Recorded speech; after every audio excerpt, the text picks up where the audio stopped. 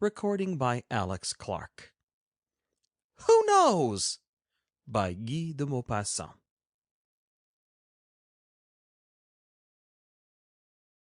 My God, I'm going to write down at last what has happened to me. But how can I? How dare I? The thing is so bizarre, so inexplicable, so incomprehensible, so silly. If I were not perfectly sure of what I have seen, sure that there was not in my reasoning any defect, any error in my declarations, any lacuna in the inflexible sequence of my observations, I should believe myself to be the dupe of a simple hallucination, the sport of a singular vision. After all, who knows? Yesterday I was in a private asylum, but I went there voluntarily out of prudence and fear. Only one single human being knows my history, and that is the doctor of the said asylum. I am going to write to him. I really do not know why. To disembarrass myself? Yea, I feel as though weighed down by an intolerable nightmare. Let me explain. I have always been a recluse, a dreamer, a kind of isolated philosopher, easy-going, content with but little, harboring ill feeling against no man, and without even a grudge against heaven. I have constantly lived alone. Consequently, a kind of torture takes hold of me when I find myself in the presence of others. How is this to be explained? I do not know. I am not averse to going out into the world, to conversation, to dining with friends, but when they are near me for any length of time, even the most intimate of them, they bore me, fatigue me, enervate me, and I experience an overwhelming, torturing desire to see them get up and go, to take themselves away and to leave me by myself. That desire is more than a craving. It is an irresistible necessity, and if the presence of people with whom I find myself were to be continued, if I were compelled not only to listen, but also to follow for any length of time their conversation, a serious accident would assuredly take place. What kind of accident? Who knows? Perhaps a slight paralytic stroke? Probably. I like solitude so much that I cannot even endure the vicinage of other beings sleeping under the same roof. I cannot live in Paris, because there I suffer the most acute agony. I lead a moral life, and am therefore tortured in body and in nerves by that immense crowd which swarms and lives even when it sleeps. Ah! The sleeping of others is more painful still than their conversation, and I can never find repose when I know and feel that on the other side of a wall several existences are undergoing these regular eclipses of reason. Why am I thus? Who knows? The cause of it is very simple, perhaps. I get tired very soon of everything that does not emanate from me, and there are many people in similar case. We are, on earth, two distinct races. Those who have need of others, whom others amuse, engage, soothe, whom solitude harasses, pains, stupefies, like the movement of a terrible glacier or the traversing of the desert, and those, on the contrary, whom others weary, tire, bore, silently torture, whom isolation calms, and bathes in the repose of independency, and plunges into the humours of their own thoughts. In fine, there is here a normal, physical phenomenon. Some are constituted to live a life outside of themselves, others to live a life within themselves. As for me, my exterior associations are abruptly and painfully short-lived, and, as they reach their limits, I experience in my whole body and in my whole intelligence an intolerable uneasiness.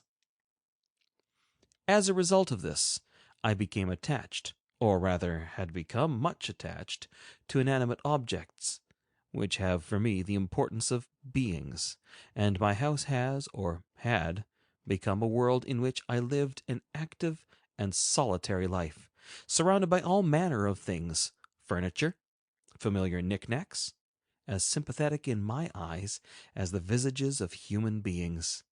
I had filled my mansion with them. Little by little, I had adorned it with them, and I felt an inward content and satisfaction, was more happy than if I had been in the arms of a beloved girl, whose wonted caresses had become a soothing and delightful necessity. I had had this house constructed in the centre of a beautiful garden, which hid it from the public highways, and which was near the entrance to a city where I could find, on occasion, the resources of society for which, at moments, I had a longing. All my domestics slept in a separate building, which was situated at some considerable distance from my house, at the far end of the kitchen garden, which in turn was surrounded by a high wall.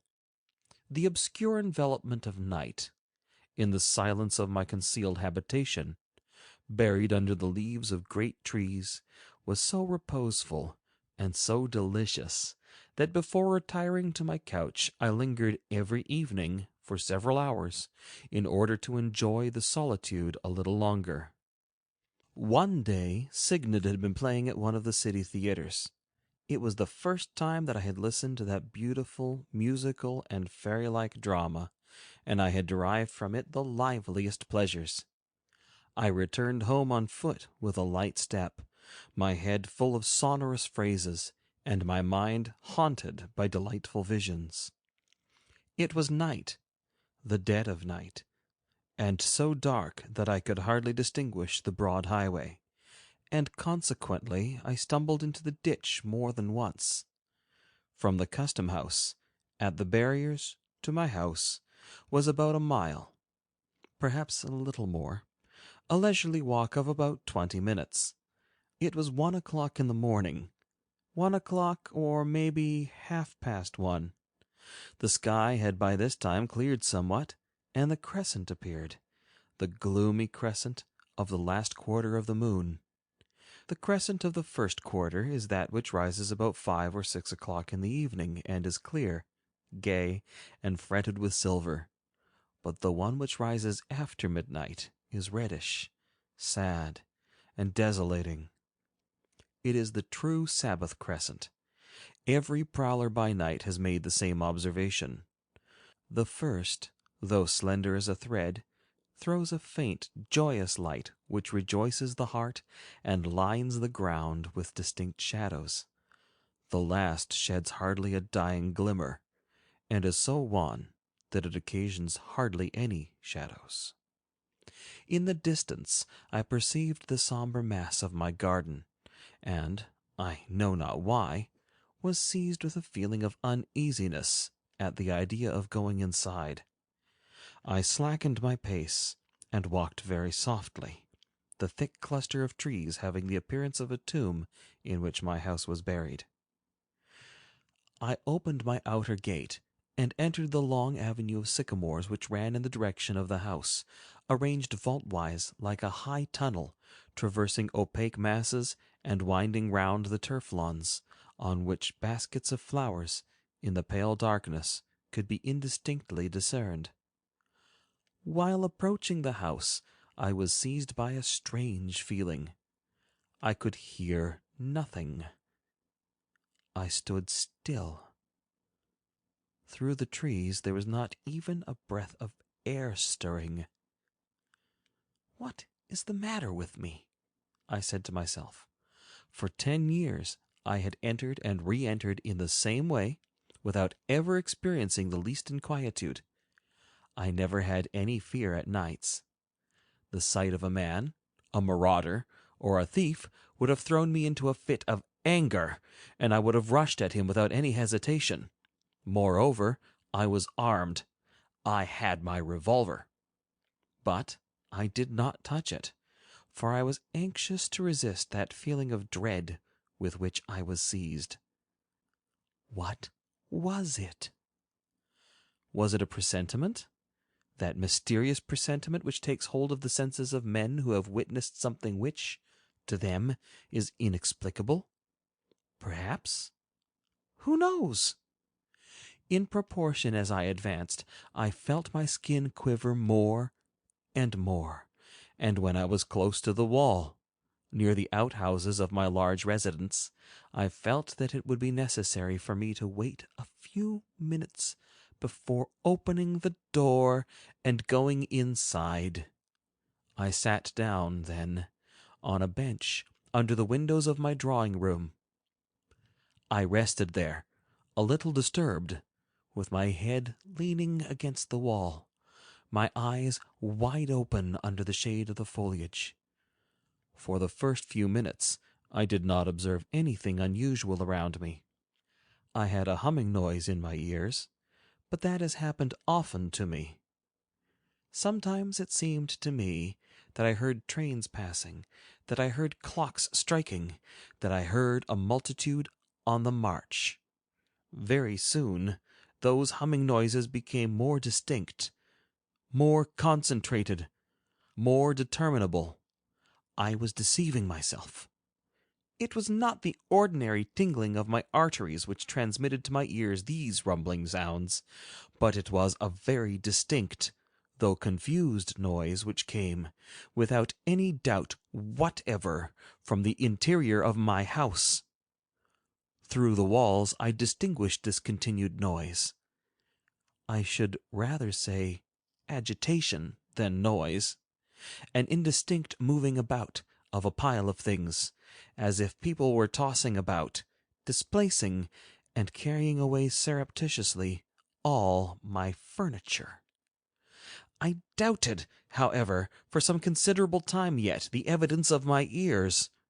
But having placed my ear against one of the outhouses, the better to discover what this strange disturbance was inside my house, I became convinced, certain, that something was taking place in my residence which was altogether abnormal and incomprehensible.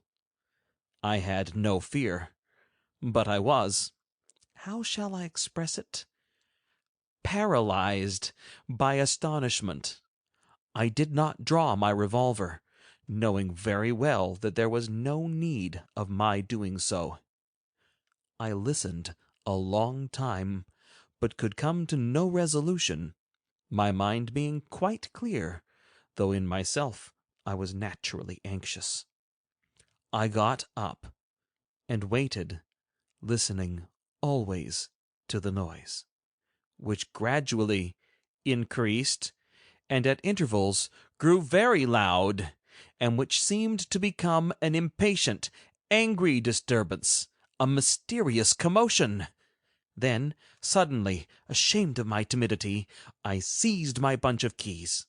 I selected the one I wanted, guided it into the lock, turned it twice, and pushing the door with all my might, sent it banging against the partition. The collision sounded like the report of a gun, and there responded to that explosive noise, from roof to basement of my residence, a formidable tumult.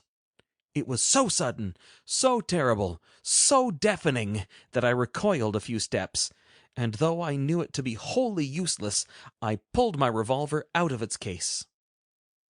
I continued to listen for some time longer. I could distinguish now an extraordinary pattering upon the steps of my grand staircase, on the waxed floors, on the carpets, not of boots, or of naked feet, but of iron and wooden crutches, which resounded like cymbals. Then I suddenly discerned, on the threshold of my door, an armchair, my large reading easy-chair, which set off, waddling. It went away through my garden. Others followed it, those of my drawing-room, then my sofas, dragging themselves along like crocodiles on their short paws. Then all my chairs, bounding like goats, and the little footstools, hopping like rabbits. Oh, what a sensation! I slunk back into a clump of bushes, where I remained crouched up, watching meanwhile my furniture defile past. For everything walked away, the one behind the other, briskly or slowly according to its weight or size. My piano, my grand piano, bounded past with the gallop of a horse and a murmur of music in its sides. The smaller articles slid along the gravel like snails. My brushes, crystal, cups, and saucers, which glistened in the moonlight. I saw my writing desk appear, a rare curiosity of the last century, which contained all the letters I had ever received, all the history of my heart, an old history from which I have suffered so much. Besides, there were inside of it a great many cherished photographs. Suddenly, I no longer had any fear. I threw myself on it, seized it as one would seize a thief, as one would seize a wife about to run away. But it pursued its irresistible course, and despite my efforts, and despite my anger, I could not even retard its pace. As I was resisting in desperation that insuperable force, I was thrown to the ground. It then rolled me over, trailed me along the gravel, and the rest of my furniture, which followed it, began to march over me, tramping on my legs and injuring them. When I loosed my hold, other articles had passed over my body, just as a charge of cavalry does over the body of a dismounted soldier. Seized at last with terror, I succeeded in dragging myself out of the main avenue, and in concealing myself again among the shrubbery, so as to watch the disappearance of the most cherished objects, the smallest, the least striking, the least unknown which had once belonged to me. I then heard, in the distance, noises which came from my apartments, which sounded now as if the house were empty, a loud noise of shutting of doors. They were being slammed from top to bottom of my dwelling, even the door which I had just opened myself unconsciously, and which had closed of itself when the last thing had taken its departure. I took flight also, running toward the city, and only regained my self-composure on reaching the boulevards, where I met belated people. I rang the bell of a hotel where I was known. I had knocked the dust off my clothes with my hands, and I told the porter that I had lost my bunch of keys, which included also that to the kitchen garden, where my servants slept in a house standing by itself on the other side of the wall of the enclosure which protected my fruits and vegetables from the raids of marauders. I covered myself up to the eyes in the bed which was assigned to me, but could not sleep. And I waited for dawn, listening to the throbbing of my heart. I had given orders that my servants were to be summoned to the hotel at daybreak, and my valet de chambre knocked at my door at 7 o'clock in the morning. His countenance bore a woeful look. "A great misfortune has happened during the night, monsieur," said he. "What is it?" "Somebody has stolen the whole of monsieur's furniture. All. Everything, even to the smallest articles." This news pleased me. Why? Who knows? I was complete master of myself, bent on dissimulating, on telling no one of anything I had seen, determined on concealing and in burying in my heart of hearts a terrible secret. I responded, "They must then be the same people who have stolen my keys. The police must be informed immediately. I am going to get up, and I will join you in a few moments." The investigation into the circumstances under which the robbery might have been committed lasted for 5 months. Nothing was found, not even the smallest of my knickknacks, nor the least trace of the thieves. Good gracious! If I had only told them what I knew! If I had said, I should have been locked up. I, not the thieves, for I was the only person who had seen everything from the first. Yes, but I knew how to keep silence. I shall never refurnish my house. That were indeed useless. The same thing would happen again. I had no desire even to re-enter the house, and I did not re-enter it. I never visited it again. I moved to Paris, to the hotel, and consulted doctors in regard to the condition of my nerves, which had disquieted me a good deal ever since that awful night. They advised me to travel, and I followed their counsel. I began by making an excursion into Italy. The sunshine did me much good. For 6 months I wandered about from Genoa to Venice, from Venice to Florence, from Florence to Rome, from Rome to Naples. Then I travelled over Sicily, a country celebrated for its scenery and its monuments, relics left by the Greeks and the Normans. Passing over into Africa, I traversed at my ease that immense desert, yellow and tranquil, in which camels, gazelles, and Arab vagabonds roam about, where, in the rare and transparent atmosphere, there hover no vague hauntings, where there is never any night, but always day. I returned to France by Marseille, and in spite of all its provincial gaiety, the diminished clearness of the sky made me sad. I experienced, in returning to the continent, the peculiar sensation of an illness which I believed had been cured, and a dull pain which predicted that the seeds of the disease had not been eradicated. I then returned to Paris. At the end of a month I was very dejected. It was in the autumn, and I determined to make, before winter came, an excursion through Normandy, a country with which I was unacquainted. I began my journey in the best of spirits at Rouen, and for 8 days I wandered about, passive, ravished, and enthusiastic in that ancient city, that astonishing museum of extraordinary Gothic monuments. But one afternoon, about 4 o'clock, as I was sauntering slowly through a seemingly unattractive street, by which there ran a stream as black as the ink, called Eau de Robec, my attention, fixed for the moment on the quaint, antique appearance of some of the houses, was suddenly attracted by the view of a series of second-hand furniture shops, which followed one another, door after door. Ah! They had carefully chosen their locality, these sordid traffickers in antiquities, in that quaint little street, overlooking the sinister stream of water, under those tile and slate-pointed roofs, on which still grinned the veins of bygone days.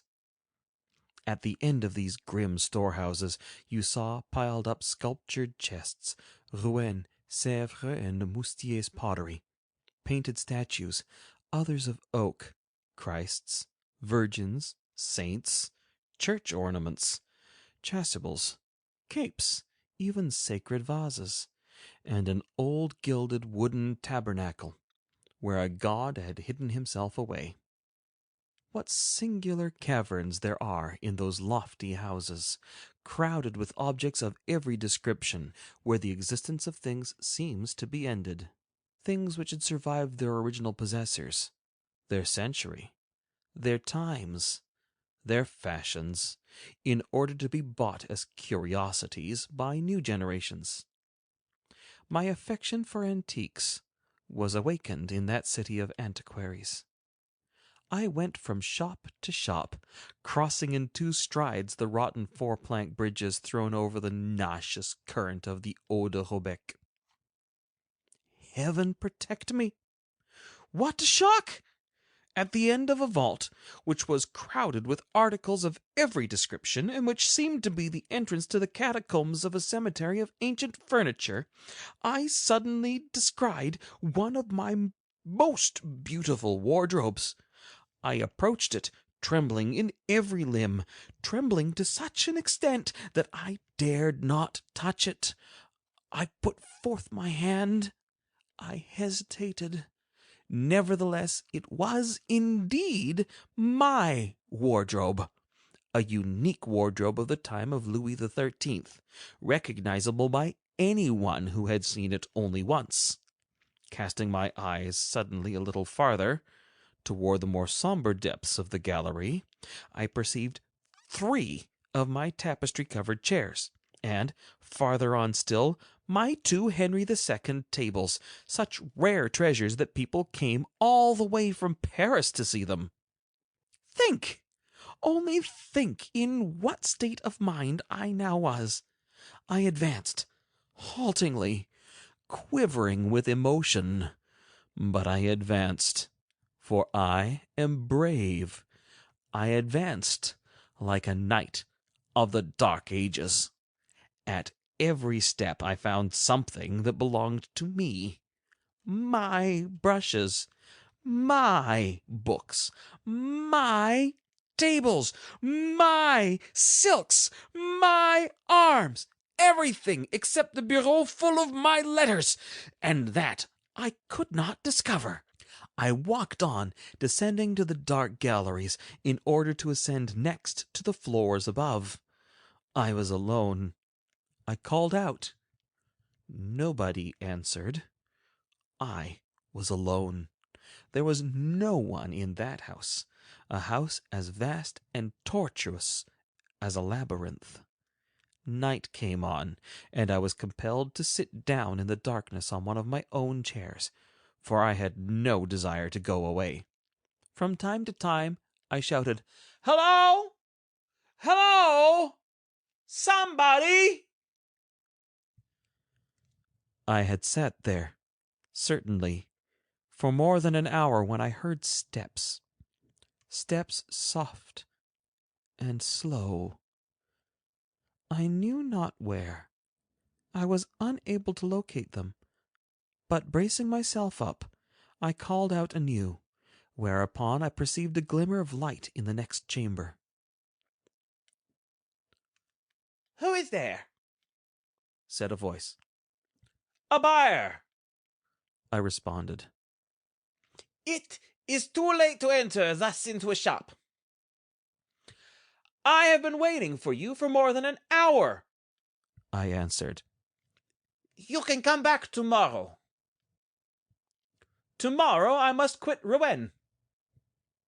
I dared not advance, and he did not come to me. I saw always the glimmer of his light, which was shining on a tapestry on which were 2 angels flying over the dead on a field of battle. It belonged to me also. I said, "Well, come here." "I am at your service," he answered. I got up and went toward him. Standing in the center of a large room was a little man, very short and very fat. Phenomenally fat. A hideous phenomenon. He had a singular straggling beard, white and yellow, and not a hair on his head. Not a hair. As he held his candle aloft at arm's length in order to see me, his cranium appeared to me to resemble a little moon in that vast chamber, encumbered with old furniture. His features were wrinkled and blown, and his eyes could not be seen. I bought 3 chairs, which belonged to myself, and paid at once a large sum for them, giving him merely the number of my room at the hotel. They were to be delivered the next day before 9 o'clock. I then started off. He conducted me with much politeness as far as the door. I immediately repaired to the commissaire's office at the Central Police Depot, and told the commissaire of the robbery which had been perpetrated, and of the discovery I had just made. He required time to communicate by telegraph with the authorities who had originally charge of the case, for information, and he begged me to wait in his office until an answer came back. An hour later, an answer came back which was in accord with my statements. "I am going to arrest and interrogate this man at once," he said to me, "for he may have conceived some sort of suspicion, and smuggled away out of sight what belongs to you. Will you go and dine and return in 2 hours? I shall then have the man here, and I shall subject him to a fresh interrogation in your presence." Most gladly, monsieur. I thank you with my whole heart. I went to dine at my hotel, and I ate better than I could have believed. I was quite happy now, thinking that man was in the hands of the police. 2 hours later, I returned to the office of the police functionary, who was waiting for me. "Well, monsieur," said he, on perceiving me, "we have not been able to find your man. My agents cannot put their hands on him." Ah, I felt my heart sinking. "But you have at least found his house?" I asked. "Yes, certainly. And what is more, it is now being watched and guarded until his return. As for him, he has disappeared." "Disappeared?" "Yes, disappeared. He ordinarily passes his evenings at the house of a female neighbor, who is also a furniture broker, a queer sort of sorceress, the widow Bidouin. She has not seen him this evening, and cannot give any information in regard to him. We must wait until tomorrow." I went away. Ah, how sinister the streets of Rouen seemed to me, now troubled and haunted. I slept so badly that I had a fit of nightmare every time I went off to sleep. As I did not wish to appear too restless or eager, I waited till 10 o'clock the next day before reporting myself to the police. The merchant had not reappeared. His shop remained closed. The commissary said to me, "I have taken all the necessary steps. The court has been made acquainted with the affair. We shall go together to that shop and have it opened, and you shall point out to me all that belongs to you." We drove there in a cab. Police agents were stationed round the building.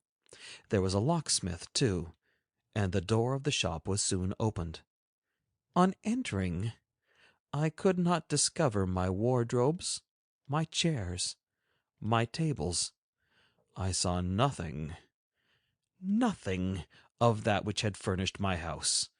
No, nothing, although on the previous evening I could not take a step without encountering something that belonged to me.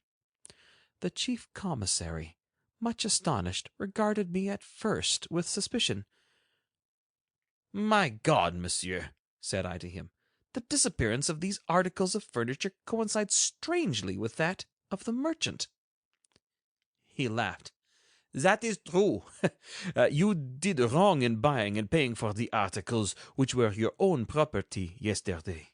It was that which gave him the cue."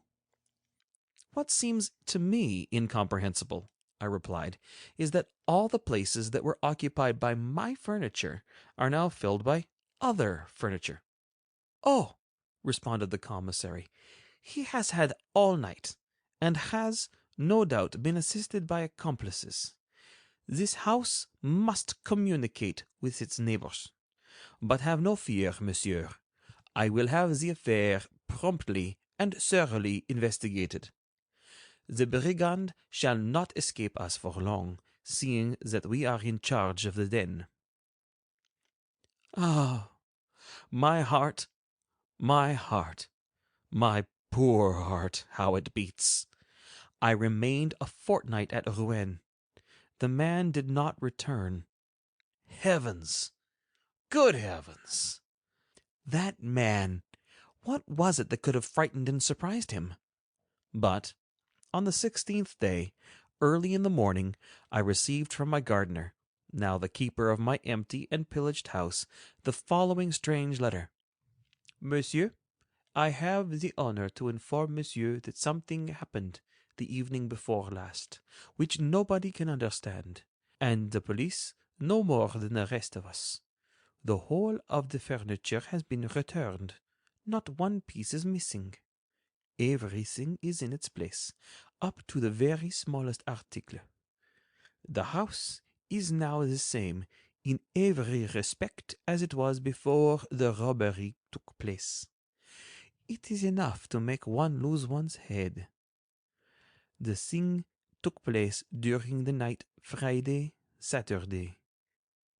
The roads are dug up as though the whole fence had been dragged from its place up to the door. The same thing was observed the day after the disappearance of the furniture. We are anxiously expecting Monsieur, whose very humble and obedient servant I am, Philippe Rodet. Oh, no, no! Never, never! No, I shall never return there! I took the letter to the commissary of police. It is a very clever restitution, said he. Let us bury the hatchet. We shall nip the man one of these days. But he has never been nipped. No, they have not nipped him.